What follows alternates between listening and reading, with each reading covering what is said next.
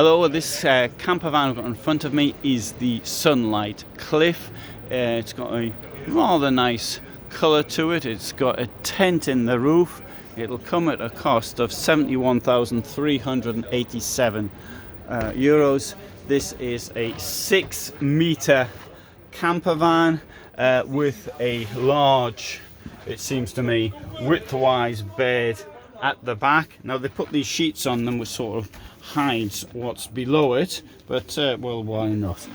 We've got a step up to the bed. In here we'll find the washroom. There's the toilet, can't stand toilet seats, lids being open.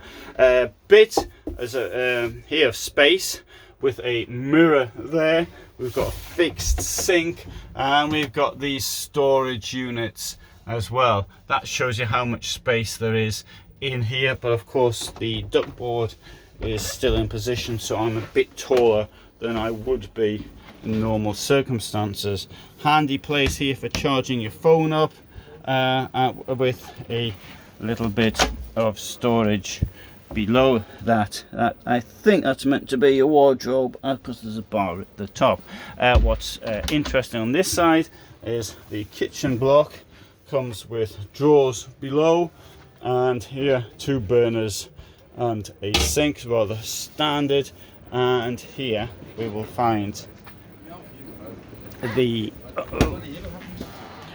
fridge, the forward-facing bench, and of course the chairs turn round. There's it seems to me to be a wide ladder to get up to the bed up here. So we've got a sleeps for, and it's also got a sort of a view if you open it up like this, and that'll give you a nice breeze. Very good, eh?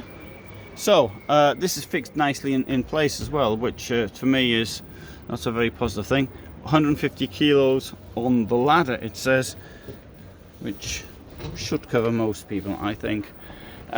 Good. So it's 71,000. So the tent in the roof is going to be taking up a good 15%. That's around 10,000 euros. Of course, Sunlight's meant to be a cheap brand of Hymer, and so it's created to be a cheap brand.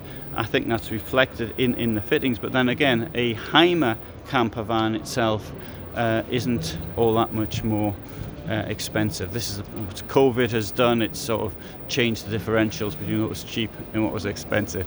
Anyway, thanks for watching. Bye for now.